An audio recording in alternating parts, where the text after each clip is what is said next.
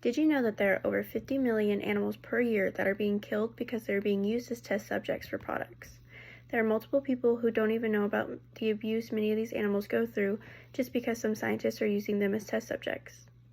I am fully against animal testing simply because the abuse these animals have to go through is immoral. Today I'm going to touch on why animals are being tested, how animals are used for a multitude of reasons that go deeper than just in the medical field, and some ways in which companies have found alternatives so together we can end the testing on animals. There are many reasons why people question why animals are being tested. People who don't realize what goes on behind the scenes of testing can think it is harmless and that it is just easier for people to test on animals rather than humans. According to the Humane Society, animals are being deliberately sickened with toxic chemicals, live in barren cages, and are typically killed after the experiment ends.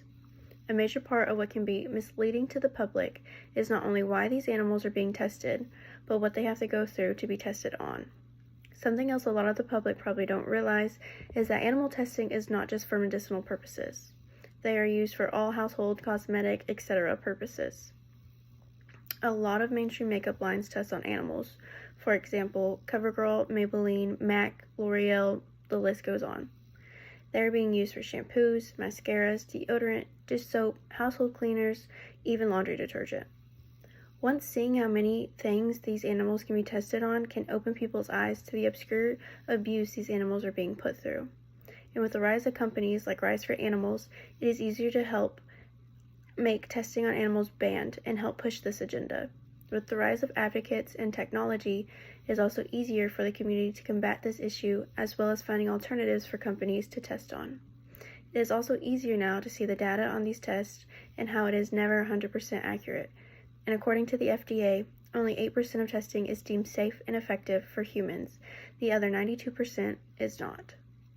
With this information, it is becoming easier to find ways to avoid testing on animals completely, like testing on cell and tissues in test tubes, 3D tissue culture, mathematical models, stem cell research, non-invasive diagnostic imaging, or clinical research involving people, and the list continues to grow daily.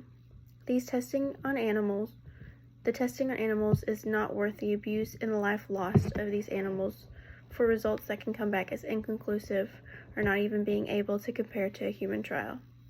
So not only is testing on animals morally incorrect, with newer research, there is no need for them anymore. But as a community, we can also find ways in which we are saving innocent animal lives.